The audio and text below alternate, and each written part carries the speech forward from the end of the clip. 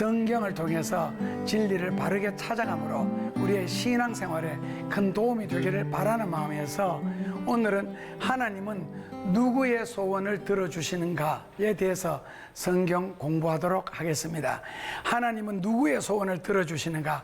시편 중심으로 공부하다 보면은 시편에는 세 말씀이 있습니다. 첫째로는 시편 145편 19절에 하나님은 하나님을 경외하는 자의 소원을 이루어 주신다. 둘째로는 하나님을 기뻐하는 자의 소원을 이루어 주신다. 셋째로는 겸손한 자의 소원을 이루어 주신다. 우리가 성경을 통하여서 이 세 구절을 확인하도록 하겠습니다. 성경 시편 145편 19절입니다. 저는 자기를 경외하는 자의 소원을 이루시며 또한 그들의 부르짖음을 들으사 구원하셨도다.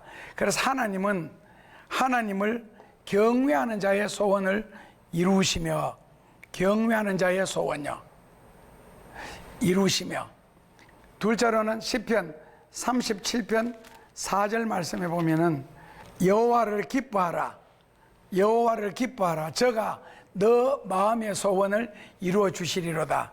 여호와를 기뻐하라, 저가 너 마음의 소원을 이루어 주시리로다.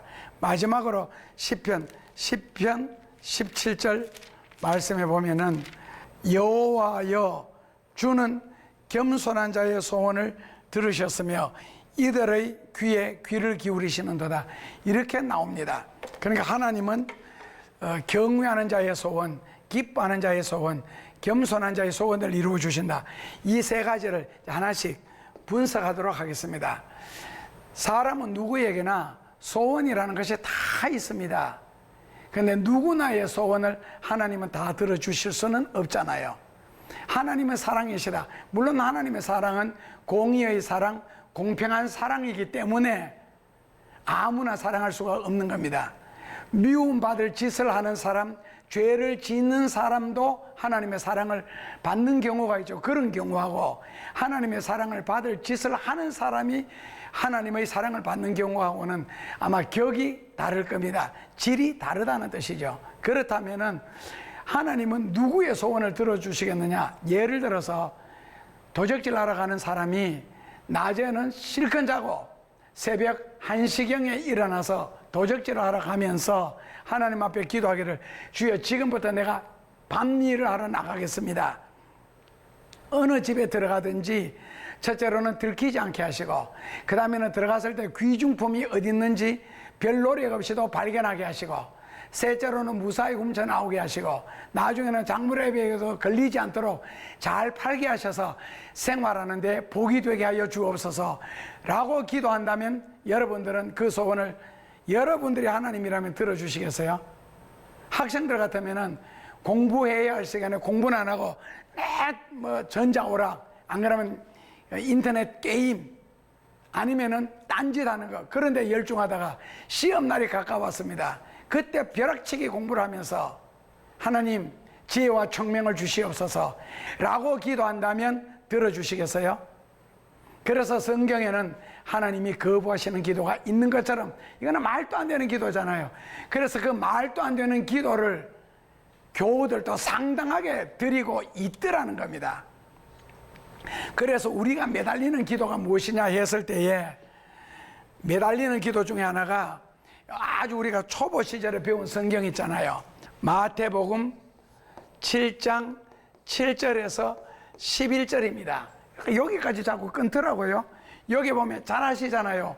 구하라 그리하면 주실 것이요, 찾으라 그리하면 찾을 것이요, 그 다음에는 문을 두드리라 그리하면 열린다는 거예요. 그래서 그 다음에 비유가 나오기를, 너희 중에 아들이 떡을 달라면 돌을 주며 생선을 달라면 뱀을 줄 자가 있겠느냐? 너희가 악할지라도 자녀에게 좋은 것을 줄 줄 알거든 하물며 하늘에 계신 너희 하나님 아버지께서 구하는 자에게 좋은 것을 주시지 않겠느냐? 요게 문장을 끝내서요. 진짜 답은요 12절에 나옵니다. 여기까지 설명을 안 하더라고요. 그래서 마태복음은 7장 7절에서 12절까지가 한 문단입니다. 여기에 답이 들어있습니다. 그러니까 12절을 뺀 채로 떡을 달라면 돌을 주며 생선을 달라면 뱀을 줄 자가 있겠느냐? 우리가 타락을 했고 죄를 지어서 하나님 앞에 분리된 상태에서 악할지라도 자식을 위해서는 아낌없이 주고, 아브라함도 그 많은 재산을 이삭 자식에게 다 물려주었습니다. 그러면서 하늘에 계신 너희 하나님 아버지께서 구하는 자에게 구하는 것보다도 더 좋은 것, 시편 68편씩을 한다면은 소원보다도 소득이 더 많게 하는 것, 에베소서 3장 20절에서 21절씩으로 한다면 생각하는 것에 넘치도록 주시지 않겠느냐. 그것도 뭐라고요? 좋은 것으로 했는데, 실제로 신앙생활을 배속에서부터 했다, 아니면 50년 했다, 60년 했다, 그렇게 기도 생활하면서 기도를 해서 얼마나 이루어졌어요. 그러니까 15살 된 학생이 하나님 아버지 내년에는 꼭 16살이 되게 하여 주시옵소서. 그 다음에 이제 16살이 될 때 이거 응답 받았다는 거예요. 그는 기도 하나하나 그 응답 다 받습니다. 그래서 성경적으로 모세처럼, 바울처럼, 엘리야처럼 정말 하나님이 역사하셨다, 그리고 하나님이 역사할 만한 가치가 있는 정도, 아니면 예수님처럼, 어떤 베드로처럼, 바울처럼 이런 기적 응답 같으면 몰라도,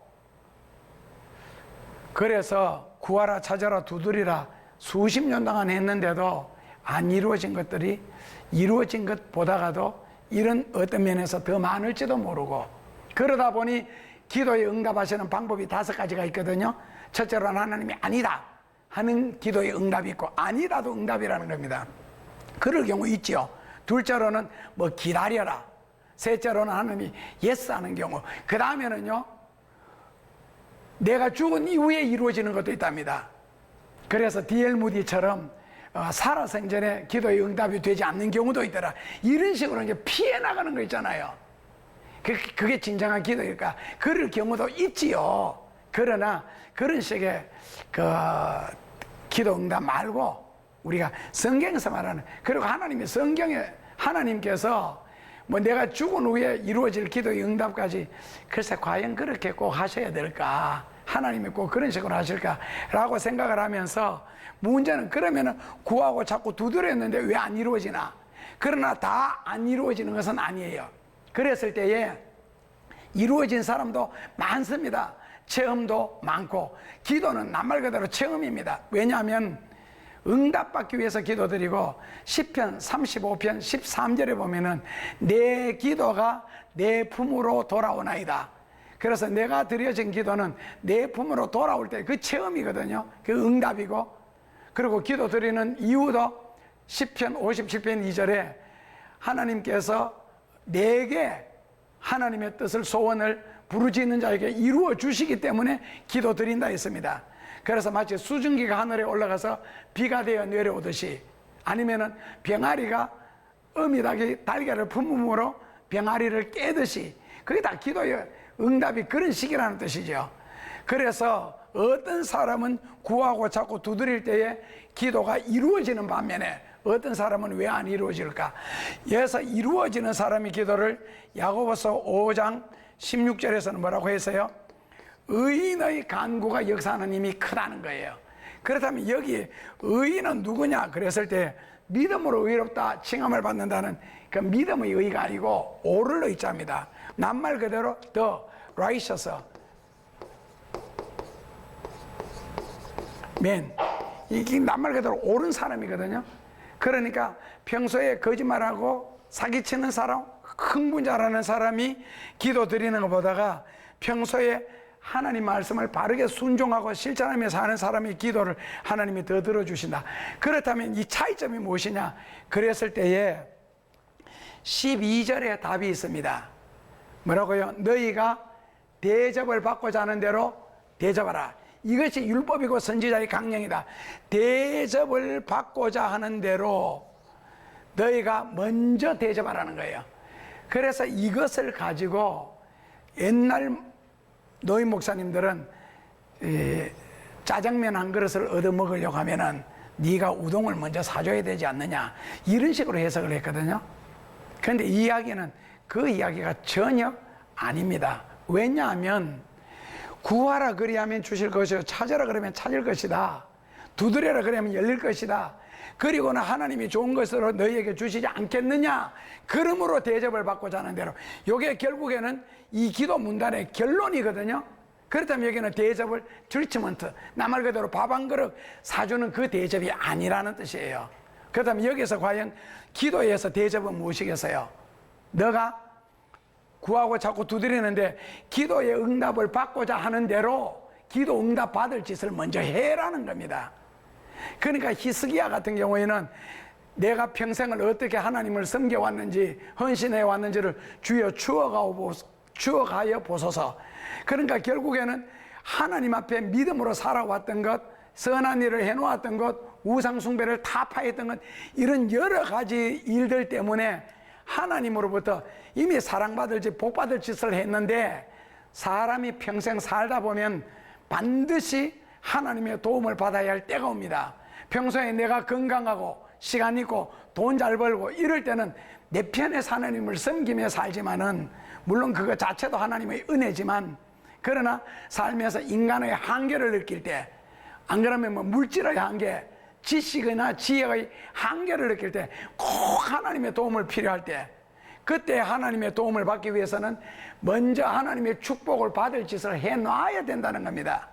봄에 밭에 나가서 씨를 뿌려 놔야 그 다음에 가을에 가서 거둘 것이 있는데, 봄에 씨는 안 뿌려놓고 가을에 가서 거두겠다, 이것은 어불성설이죠. 그러므로 대접을 받고자 하는 대로, 하나님의 기도의 응답을 받고자 하는 대로, 구하면 주시고 찾으면 찾고 두드리는 자에게 열릴 수 있도록 하나님 앞에 미리 뭐라고요? 그런 짓을 해놓으라는 겁니다. 그래서 선을 행하여 놓은 후에는 절대로 낙심하지라, 하지 마라, 때가 되면 반드시 거두리라. 그래서 성경에는 하나님이 누구의 기도를 들어주시느냐 했을 때에 경외하는 자, 기뻐하는 자, 겸손하는 자, 시편에는 이렇게 세 가지로 정의를 내려놓았습니다. 그래서 하나님은 누구의 소원을 들어주시는가? 평소에 하나님을 두렵고 떨리는 마음으로, 이제 경외지요. 자, 두렵고 떨리는 마음으로 하나님을 섬기지 아니하면 소원 안 이루어집니다. 그러니까 잠언 28장 9절에 있는 것처럼 평소에 하나님의 말씀을 듣고 순종하지 않는 자가 하나님 앞에 소원을 이루어 달라고 기도할 때 하나님은 그 기도를 거부하신다. 성경에 그렇게 해놓았습니다. 그리고 여호와를 기뻐하는 자, 겸손하는 자, 하나씩 이제 분석을 하게 되면, 첫째로는 여호와를 경외하는 자의 소원이 무엇일까? 경외라는 단어 뜻은 이렇게 해석을 합니다. 첫째로는 하나님과 바른 인격적인 관계를 맺은 자가 보이는 합당한 신앙 자세. 인격적인 관계, 이것을 표현한 이유는 이거는 감정적이다, 순간적이다, 인간적이다 하는 이런 뜻이 아닙니다. 기분 따라 아니고 인격적인 관계, 다시 말하면 철저하게 말씀이 근거가 되어서 하나님과 나 사이에 언약이 맺어진 자, 그런 식으로 신앙생활을 하는 겁니다. 합당한 자세, 하나님의 자녀로서의 합당한 자세, 정상적인 자세, 성경적인 자세. 둘째로는 경외라는 단어 뜻이 공경할 경자, 두려울 괴자입니다. 사람들이 하나님을 믿는다 그럽니다. 그러면은 성경은 뭐냐? 하나님의 말씀이라 그럽니다. 여기까지는 믿어요. 그 다음에는요, 말씀 절대 순종 안 하지요. 주일날 집에 손님 오면 교회 오십니까? 형제가 외국에 살다가 한국에 들어온다고 교회 안 옵디다. 공항에 마중 나가야 된다고. 예를 들어서, 그렇다면 하나님이라는 그 무게와 형제가 오기 때문에 교회 못 나온다, 어떻게 되는 겁니까? 정말 하나님이 무서운 줄 몰라서 그런가요? 그러니까 주일 성수라는 것은 태초의 약속이거든요. 그런데 선약이 있어서 교회 못 나온대.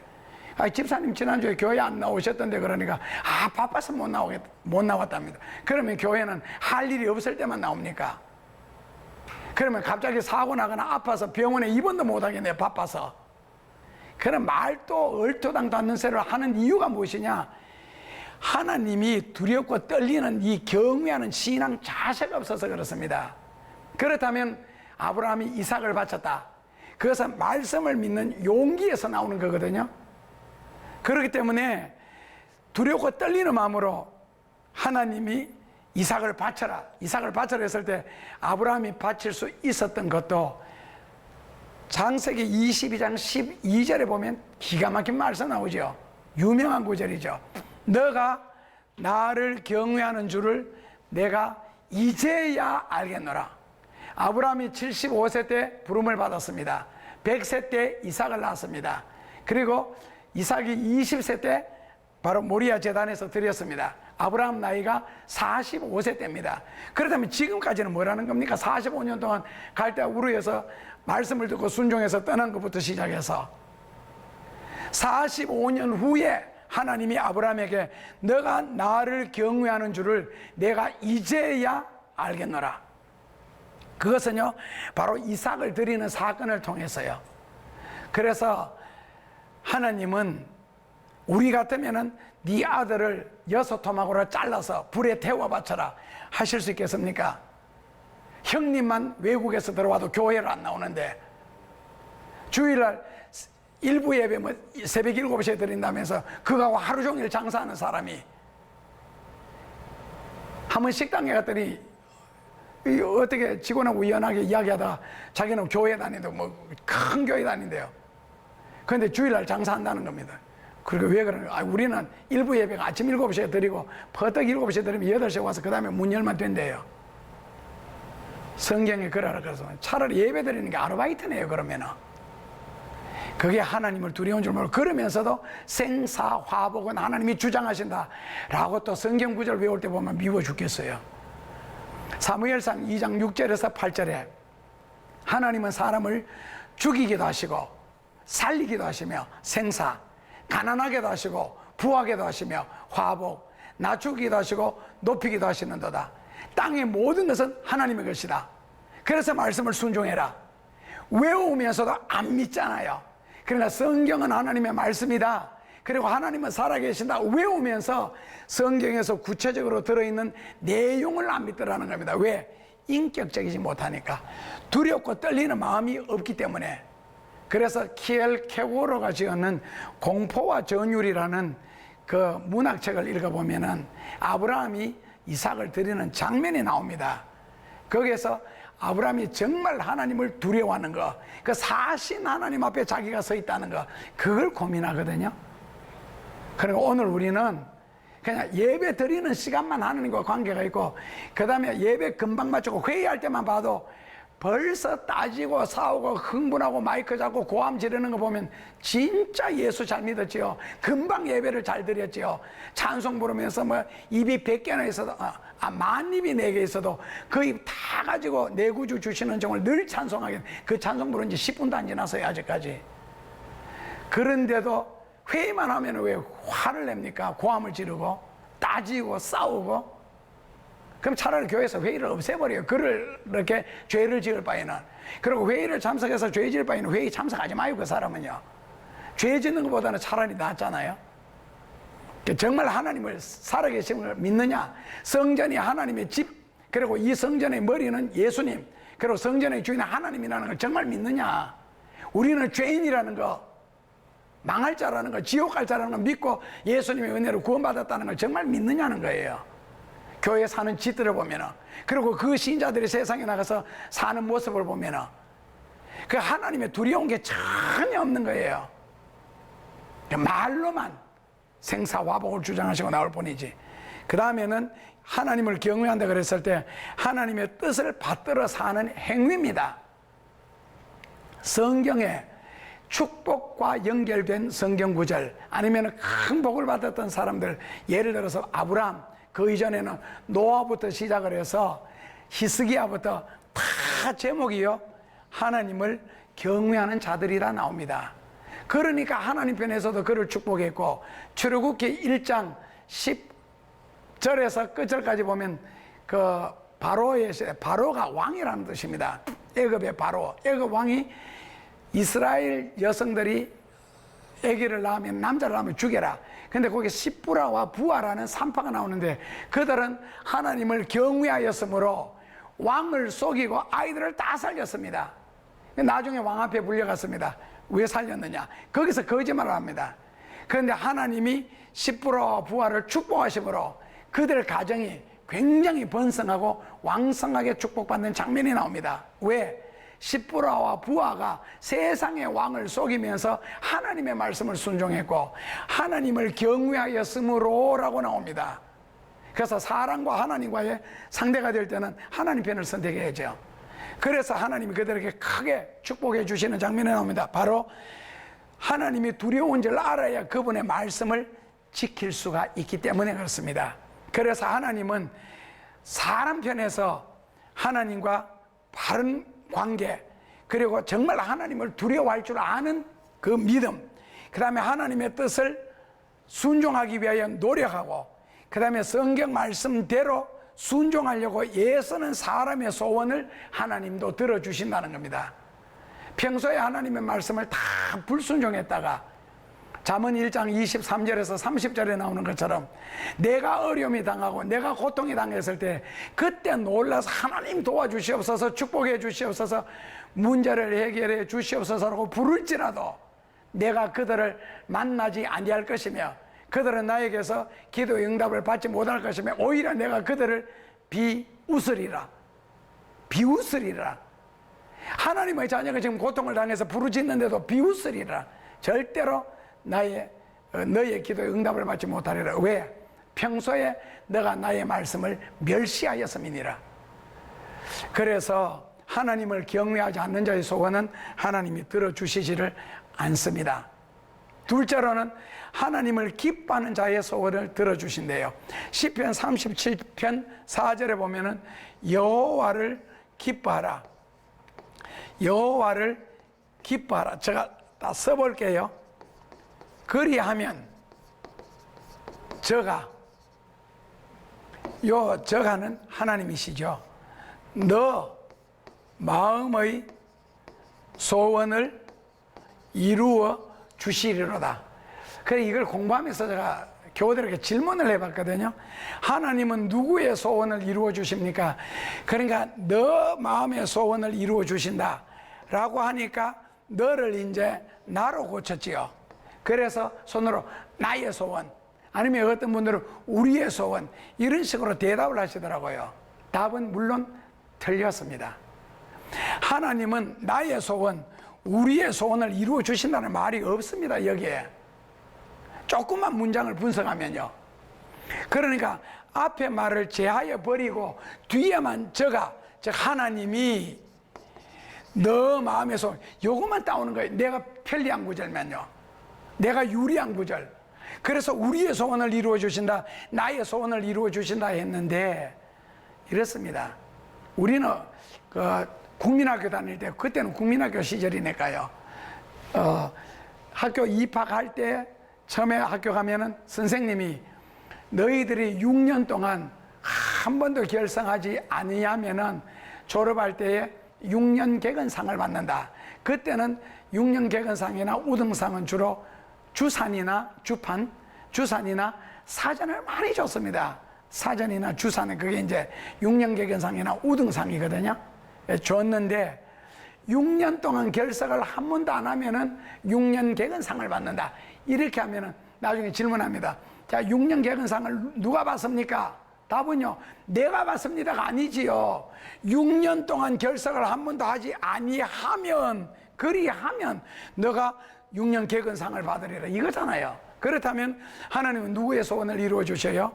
너 마음의 소원이 아니고 여호와를 기뻐하라. 그리하면 저가 너 마음의 소원을 이루어 주신다는 겁니다. 여호와를 기뻐하라.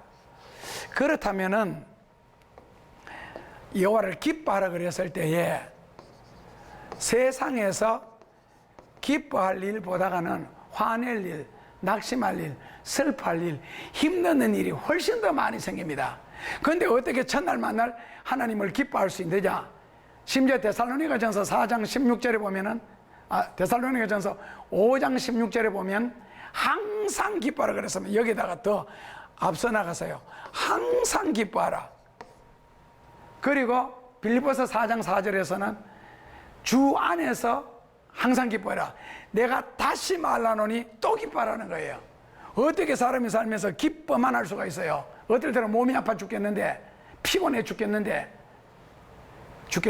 단어 써서 미안합니다만, 이 킬링 미라클이라는 것은 이 진짜 목숨을 거는 게 아니고 좋아서 죽는다 그런 뜻으로 끝에 이르렀다는 뜻입니다. 그러니까 항상 기뻐하라. 사람이 어떻게 항상 기뻐합니까? 그런데 빌립보서 4장 4절에서는요, 주 안에서 기뻐하라는 거고, 그럼 주 밖에서는 항상 기뻐할 수가 없다는 겁니다. 그렇다면 괴로운 일이 생겨도, 힘드는 일이 생겨도, 낙심할 일이 생겨도 뭐 해라? 기뻐하라는 겁니다. 어떻게? 가능합니다. 어떻게 기뻐하느냐? 정말 하나님을 믿으면 기뻐할 수가 있고, 첫째로는요, 하나님을 정말 믿으면 기뻐할 수가 있습니다. 둘째로는요, 물론 믿으면 그랬을 때 하나님의 능력이라든지 축복이라든지 은혜라든지 하나님의 살아계심, 이런 걸 뜻하죠. 그리고 내한테 일어나는 모든 일은, 심지어는 극단적으로 집에 불이 났다, 뭐 망했다, 힘든 일이 생겼다, 누가 아프다, 이것도 하나님이 내게 주셨다, 이렇게 생각한다면 기뻐할 수가 있습니다. 그러면 내가 원하는 것을 주지 않고 왜 하나님이 이런 것을 주시느냐 라고 한다면, 하나님 입장에서는 답이 있습니다. 합력해서 선을 이루리라고. 그 다음에는 합력하여, 그 다음에는요, 그럼에도 불구하고 너가 기뻐하는지 안 기뻐하는지 하나님이 시험해 보시는 겁니다. 그게 바로 신앙심에서 나오는 거죠. 그래서 기뻐하는 자의 소원을 이루어 주신다 라고 말씀을 했고, 그 다음에는 왜 기뻐해야 되느냐 했을 때, 느헤미야 8장 10절에 보면은 기뻐하는 자에게 내가 그 인생의 스폰서가 되어 주리라. 우리나라 성경에서는 힘이 되어 주리라 그랬습니다. 그러니까 스폰서가 된다, 힘이 된다, 응답자가 된다. 그러니까 학생 같으면은 집이 어려운데 내가 고등학교 졸업하고 직장에 취직해서 돈 벌어서 가족 부양하는 데 도움이 돼야지, 그렇게 생각을 하고 공부를 열심히 안 하는데, 만약에 아버지가 아니면은 삶에 상당한 여유가 있는 친척이, 야, 집안일 걱정하지 말고 네 열심히 공부해라, 그럼 내가 네 등록금을 대줄게, 너 학비 대줄게, 뭐라고, 내가 너의 스폰서가 돼줄게, 힘이 돼줄게, 아무리 어려워도 힘들어도 아무런 걱정하지 마라. 그러니까 성경에는 그걸 뭐라고요? 여호와를 기뻐하라 그랬습니다. 하나님을 기뻐하면은 하나님이 너 인생에 힘이 되어 주시고 응답이 되어 주신다. 다시 말하면은 지금의 어려움도 힘드는 일도 아픔도 하나님이 내게 주셨다. 왜? 감추어진 하나님의 뜻을 나타내기 위해서. 그런 나의 낮은 자리, 다시 말하면 기도하는 자리, 겸손할 수밖에 없는 자리에 내려가서 간절하게 기도하고 하나님을 더 섬기는 방법을 더 더하다 보니, 그 다음에는 하나님이 합력하여 선이 이루어진다는 뭔지를 깨우쳐 주시더라는 겁니다.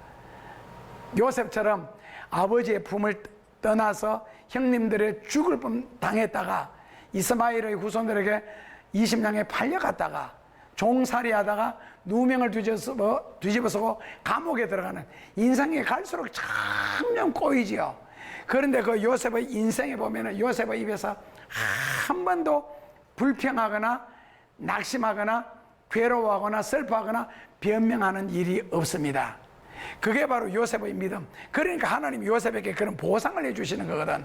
그래서 요셉이 총리 대신이 되는 일에는 감옥에도 들어가야 되고, 그래야 술 맡은 관원을 만날 수 있었으니까요. 그러기 위해서는 누명을 뒤집어서야 되고, 그러기 위해서는 애굽의 종노릇으로 팔려와야 되고, 그러기 위해서는 형님들한테 미움을 당해야 되고, 이 인생이 갈수록 꼬이는 것 같은데, 하나님의 계획은요, 갈수록 점점 하나님의 큰 축복과 가까워지고, 요셉이 감옥 생활하고 누명 뒤집어쓰고 종노릇 한 것이 한 13년 되는데, 요셉이 30세에 총리 대신이 돼서 110살에 죽습니다.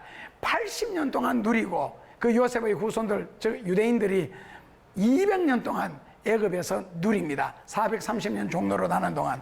나중에 요셉을 알지 못하는 왕이 들어섰을 때 이제 피라미드를 짓고 스핑크스를 지으면서 이제 핍박을 하기 시작했죠. 그러니까 요셉의 잠시 동안의 그 13년의 고난이 200년 동안을 누리게 한다고요. 하나님은 철저하게 보상해 주셨습니다. 고로 내가 너희의 삶에 힘이 되어 주리라. 어떠한 환경과 형편에서도 절대로 사람이 분노하는 거, 화내는 거, 그 다음에는 막 변명하고 핑계대는 거, 낙심하는 거 성경에 없는 이야기입니다. 그 다음에 왜 기뻐해야 되느냐? 요엘서 2장 22절에서 23절에 때를 따라 비를 내리겠다. 성경을 보면 농경사회에서 쓰여졌잖아요. 그러다 보니까 요즘처럼 저수지, 댐 이런 것이 없습니다. 그때는 기껏해가 웅덩이였습니다. 연못이었고. 그러다 보니 그 당시에는 전체가 천수답이었습니다. 하늘에서 비가 내려야 농사를 지을 수 있는 거.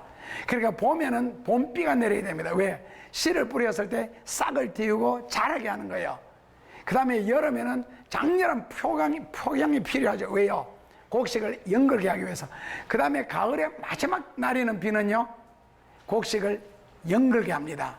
그러니까 여기 보면 이른 비와 늦은 비, 그러니까 때를 따라 합당한 축복을 하나님이 반드시 주시겠다 했습니다. 누구에게요? 여호와를 기뻐하면. 그래서 왜 하나님을 기뻐해야 되느냐? 너 소원을 이루어지기 위해서. 그 다음에는 하나님이 우리 삶의 스폰서가 되시기 때문에. 그 다음에는요, 하나님께서 때를 따라 합당한 복을 주시기 때문에. 그래서 기뻐해야 됩니다. 괴로워하고 슬퍼하고 낙심하다가 소원 안 이루어지는 것보다가, 하나님의 도움이나 복을 받지 못하는 것보다가, 때를 따라 은혜를 입지 못하는 것보다가 좀 힘들고 괴로워도 주 안에서 기뻐하다가 여러분들의 소원이 꼭 이루어졌으면 좋겠습니다. 그러니까 세상적인 것과 소원을 안 바꾸었으면 좋겠습니다. 그리고 하나님의 누구의 소원을 들어주시느냐 했을 때 시편 10편 17절에 나는 겸손한 자의 소원을 들어주신다 그랬습니다. 그렇다면 겸손이란 무엇인가? 라고 했을 때 일반적인 용어에서 겸손이라는 뜻이 있고 구약과 신약에서 겸손이라는 단어가 다릅니다. 일반적인 의미에서 겸손이라는 것은 나보다가 남을 낮게 여기는 거. 영어로 말하면은 after you라 그럽니다.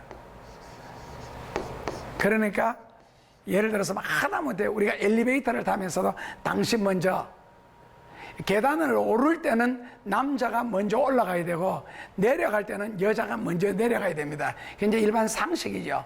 그랬을 때는 이제 쉽게 말하면 겸손이란요, 양보하는 겁니다. 이걸 미덕이라고까지 표현을 하죠. 그러니까 하다못해 식사 자리에 밥상머리에 앉았을 때도 수저드는 순서도 나이 순으로, 그 조금 늦게 먹는다고 굶지 않습니다. 윗사람이 먼저 수저를 드는 것을 보고 약간만 늦으면 되거든요. 1, 2초만 늦어도 그 양보하는 걸 겸손이라 그럽니다. 그 다음에는 이제 일반적인 의미에서는요, 구약 성경에서 겸손이란 무엇이냐 그랬을 때에 구약에서는 한마디로 말하면은 주제 파악을 할 줄 아는 것. 뭐 농담 삼아 국어를 배웠으면 주제 파악을 하고 산수를 배웠으면 네 분수를 알라. 그렇게 뭐 소크라테스식으로 한다면은 너 자신을 알라. 그게 깨닫는 게 뭐라고요? 겸손입니다. 그러니까 우리가 우리 자신의 주제를 파악하다 보니 답이 나왔습니다. 뭡니까? 바로 죄인이라는 겁니다. 그러니까 죄인이라는 것을 깨닫고 평소에 사는 것이 바로 겸손입니다. 그러니까 나는 죄인이다. 이걸 다른 말로 바꾸면은요, 누군가가 도와주지 않고 구원해 주지 않으면은 나는 절대로 구원받을 수 없다. 그래서 여기에서 하나님의 은혜를 생각하는 겁니다. 하나님의 은혜를 생각하는 것이 바로 겸손이라는 뜻입니다. 내가 죄인이라는 것을 깨닫는 거죠. 그 다음에 신약에서는 겸손이라는 단어 뜻이 무릎을 꿇다 그라는 뜻입니다. 신약에서 겸손은 무릎을 꿇다. 무릎을 꿇다 다시 우리말로 해석하면요, 기도한다는 뜻이죠. 그래서 신약 성경에서는 기도하는 것이 겸손입니다. 그럼 교만은 뭡니까? 내가 건방지다 뭐 이게 아니고 기도하지 않는 것 자체가 교만입니다. 농담 삼아 여러분들에게 질문하시면요, 여러분들은 겸손하십니까? 교만하십니까? 하루에 얼마나 겸손해집니까? 라고 질문한다면 기도를 얼마나 하느냐, 신약의 뜻이 겸손입니다. 그냥 하나님 앞에 무릎을 꿇는다 그러는 말은 포기한다, 항복한다 그런 뜻이죠. 다른 말로 바꾸면 당신에게 다 맡긴다. 그게 표현되는 게 뭐라고요? 기도라는 뜻입니다. 그렇기 때문에 평소에 기도 생활을 하지 않는 것 자체가 건방진 거고 교만한 겁니다. 그래서 하나님은 누구의 소원을 이루어 주시느냐 했을 때에 첫째로는 하나님을 경외하는 자의 소원을 이루어 주시고, 둘째로는 여호와를 기뻐하는 자의 소원을 이루어 주시고, 셋째로는 겸손한 자의 소원을 이루어 주십니다. 셋 다 하면은 가장 무난한 생활이 되겠지만 셋 중에 하기 힘들면 한 가지라도 철저하게 하심으로써 여러분들의 소원이 하나님 앞에 이루어질 수가 있습니다. 그러므로 여호와를 경외하다가 기뻐하다가 범사에, 그리고 겸손하다가 여러분들의 소원이 이루어지는 귀한 체험을 할 수 있기를 주님의 이름으로 축원합니다.